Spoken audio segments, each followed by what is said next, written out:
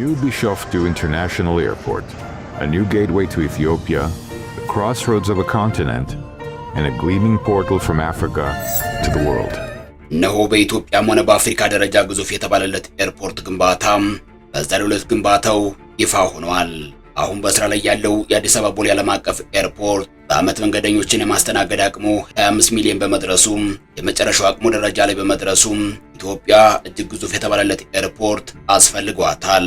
ይህም በመሆኑ በኢትዮጵያ ብቻ ሳይሆን በአፍሪካ ደረጃ እጅግ ግዙፍ የተባለለት የቢሾፍቱ ዓለም አቀፍ ኤርፖርት ግንባታ በዛሬው ዕለት በይፋ መጀመሩ ተነግሯል።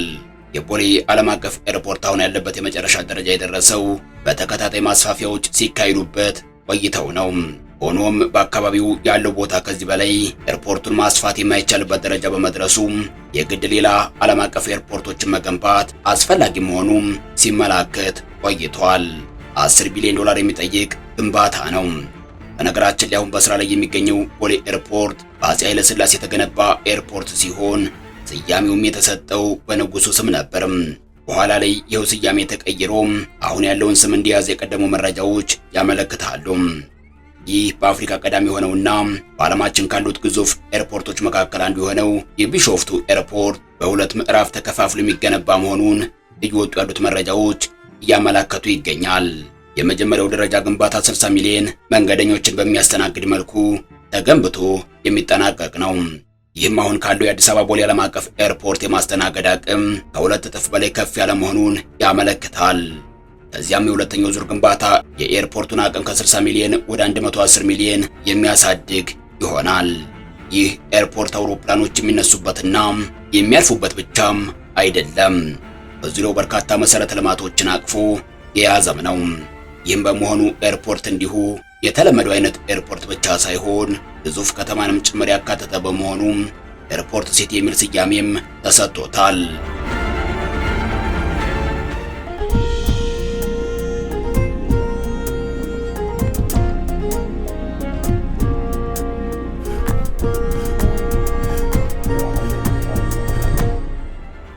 ግዙፍ አየር መንገድ 1.1 ሚሊዮን ስኩዌር ሜትር ላይ የሚያርፍ የመንገደኞች ተርሚናል እንዲሁም 126190 ስኩዌር ሜትር ላይ የሚያርፍ ለአየር መንገዱ ድጋፍ የሚሰጡ ተቋማት 100,000 ስኩዌር ሜትር ላይ የሚያርፍ የጭነት አገልግሎት መስጫ እንደሚይዝም ከዚህ ቀደም የወጣው መረጃ ያመለክታል። አዲሱ በቢሾፍቱ አቅራቢያ የሚገነባው አውሮፕላን ማረፊያም አዲስ አበባ ቦሌ ማረፊያ ጋር በፈጣን መንገድ እንዲሁም በፈጣን ባቡር እንደሚገናኝም ጭምር ተገልጿል። 270 አውሮፕላኖችን የማሳረፍ አቅምም አለው። ከአዲስ አበባ ከተማ ጋርም በፍጥነት መንገድና በባቡር ጭምር የሚገናኝ ነው። የግዝፈቱ አንዱ መለኪያም ተያያዥ የሆኑት የመሰረተ ልማት ግንባታዎቹ ጭምር ነው። ባለፈው ዕለት ግንባታውን ያስጀመሩት ጠቅላይ ሚኒስትር አብይ አህመድ ባስተላለፉት መልእክታቸው የቢሾፍቱ ዓለም አቀፍ አውሮፕላን ማረፊያም በአፍሪካ ታሪክ ትልቁ የአየር ኤርፖርት መሰረተ ልማት ፕሮጀክት ይሆናል።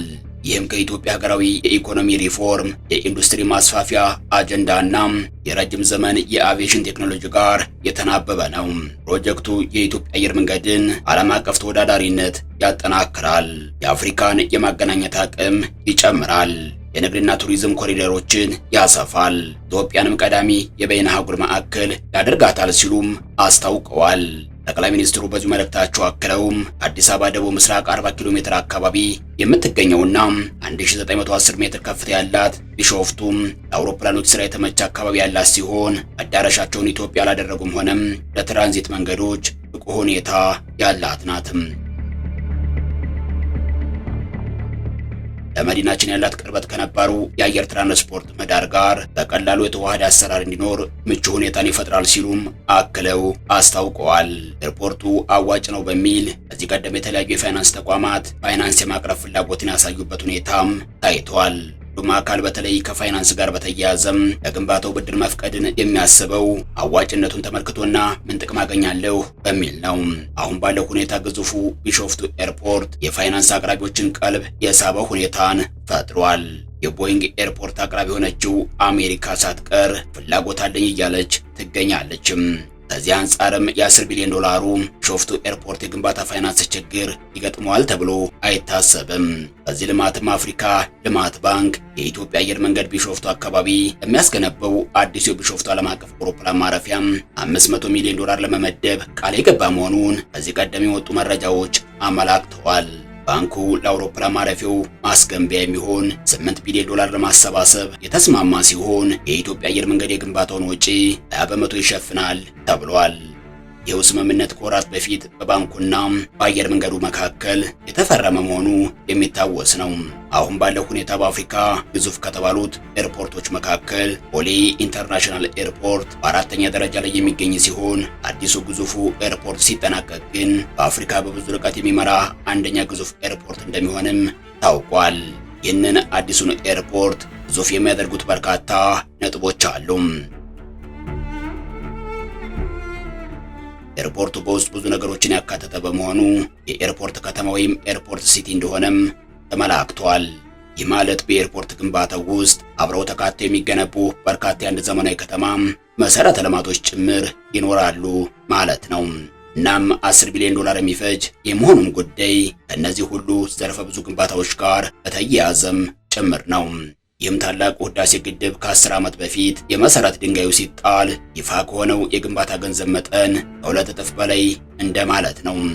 ለአዲሱ ኤርፖርት ግንባታ ምክንያት ተደርገው ከተጠቀሱት ምክንያቶች መካከልም አንደኛው በአሁኑ ሰዓት የኢትዮጵያ ዋነኛው ኤርፖርት የሆነው የአዲስ አበባ ኤርፖርት መንገደኞችን የማስተናገድ አቅሙ የመጨረሻው ደረጃ ላይ በመድረሱ ነው። የኢትዮጵያ አየር መንገድና ከ10 ቢሊዮን ዶላር ውስጥ 80 በመቶውን የፋይናንስ መጠን የሚያፈላልገው የአፍሪካ ልማት ባንክ የስምምነት ፊርማቸውን ያኖሩ ሲሆን በዚሁ ስምምነት መሰረትም አየር መንገዱም ለፕሮጀክቱ ከሚያስፈልገው 10 ቢሊዮን የአፍሪካ ዶላር ውስጥ የአፍሪካ ልማት ባንክ 80 በመቶውን ከተለያዩ የፋይናንስ ተቋማት የማፈላለጉን ኃላፊነት ወስዷል። ለፕሮጀክቱ ከሚያስፈልገው ቀሪ 20 በመቶ የሚሆነውን ወጪ ደግሞ የኢትዮጵያ አየር መንገድ የሚሸፍን ይሆናል።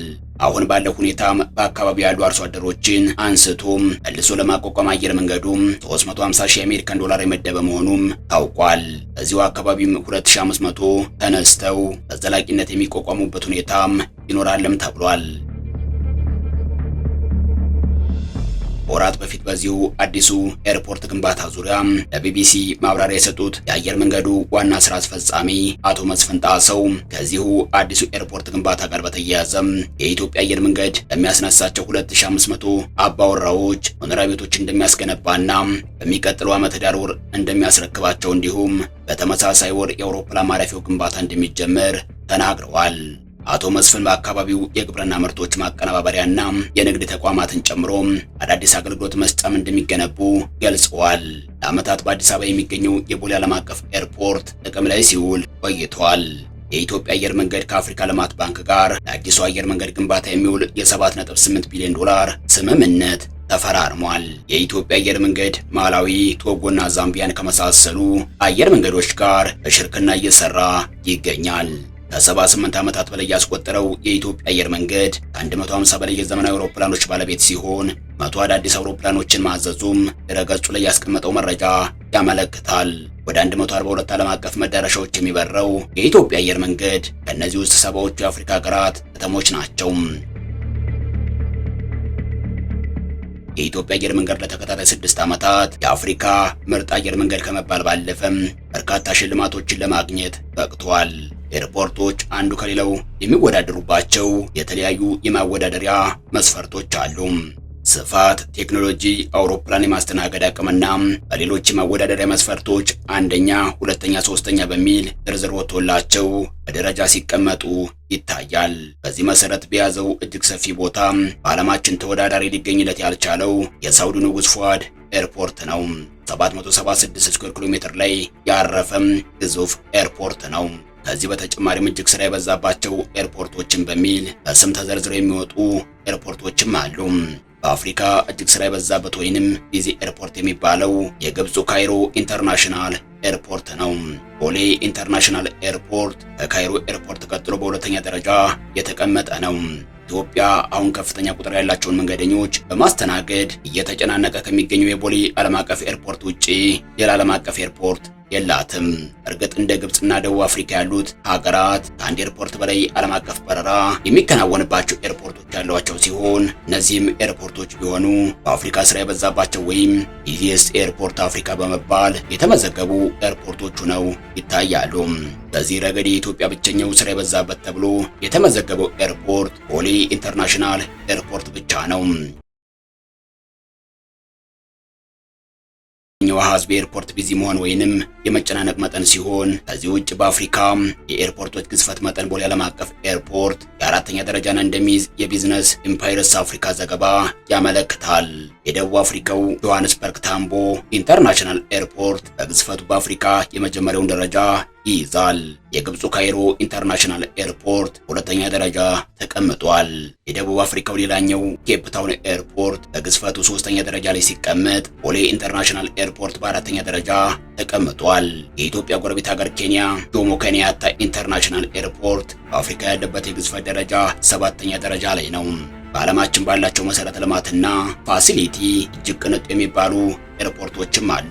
ዱባይ ኢንተርናሽናል ኤርፖርትና የሲንጋፖር ኤርፖርት በዚህ ረገድ ተጠቃሽ ከሆኑት ኤርፖርቶች መካከል ናቸው። በዛሬው ዕለት ግንባታው ይፋ የሆነው ግዙፉ የቢሾፍቱ ኤርፖርት ኢትዮጵያ ከግዙፍ ኤርፖርቶች ባለቤት ሀገራት መካከል ስሟን የሚያስጠራ ይሆናል። The new Bishoftu International Airport, a new gateway to Ethiopia, the crossroads of a continent, and a gleaming portal from Africa to the world.